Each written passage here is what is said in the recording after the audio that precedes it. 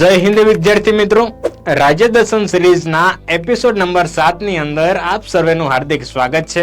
અને આજે આપણે જઈશું તમિલનાડુ રાજ્યની સફરે. સર્વપ્રથમ તો તમિલનાડુના ઇતિહાસ તરફ નજર કરીએ તો તમિલનાડુનો લિખિત ઇતિહાસ જે આપણને પલ્લવ વંશમાંથી મળે છે. તમિલનાડુની અંદર પલ્લવ વંશ બાદ ચોલ, ચાલુક્ય અને પાંડ્ય રાજાઓનું શાસન આવે છે. 200 વર્ષ સુધી દક્ષિણ ભારતની અંદર કે જે આંધ્રપ્રદેશ, તેલંગાણા, તમિલનાડુ અને કેરળના વિસ્તાર પર ચોલ સામ્રાજ્યનું શાસન આવે છે. 1901 ની અંદર મદ્રાસ પ્રેસિડેન્સીનો ભાગ બન્યું. ત્યારબાદ તેનું પુનર્ગઠન કરવામાં આવે છે અને તમિલનાડુ રાજ્ય અસ્તિત્વમાં આવે છે. હવે તમિલનાડુની સરહદ વિશે વાત કરીએ તો તમિલનાડુની સરહદ કેરળ, આંધ્રપ્રદેશ અને કર્ણાટક સાથે ધરાવે છે. તમિલનાડુનું કેપિટલ છે ચેન્નઈ. કલ્પકમ ન્યુક્લિયર પાવર પ્લાન્ટ કે જે તમિલનાડુ ખાતે આવેલો છે.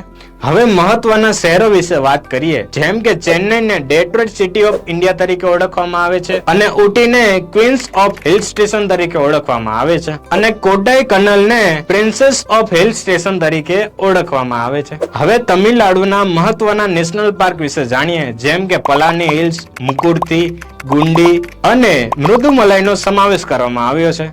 સ્વામી વિવેકાનંદ સ્મારક કે જે કન્યાકુમારી ખાતે આવેલું છે. થિયોસોફિકલ સોસાયટીનું વડું મથક કે જે અડિયાર ખાતે આવેલું હતું. હવે તમિલનાડુની યુનેસ્કો વર્લ્ડ હેરિટેજ સાઇટ તરફ નજર કરીએ, જેમ કે મહાબલીપુરમના મંદિરો, ગ્રેટ લિવિંગ ચોલા ટેમ્પલ, નીલગિરી માઉન્ટેન રેલવે અને પશ્ચિમ ઘાટનો સમાવેશ થાય છે. હવે તમિલનાડુના મહત્વના મંદિરો વિશે જાણીએ. રંગનાથ સ્વામી મંદિર, બૃહદેશ્વર મંદિર, એરાતેશ્વર મંદિર, મીનાક્ષી મંદિર અને કાંચીપુરમના મંદિરોનો સમાવેશ થાય છે. હવે એક પ્રશ્નનો જવાબ આપ સર્વે વિદ્યાર્થી મિત્રોએ કોમેન્ટ બોક્સની અંદર આપવાનો રહેશે કે તમિલનાડુની અંદર કયું જ્યોતિર્લિંગ આવેલું છે.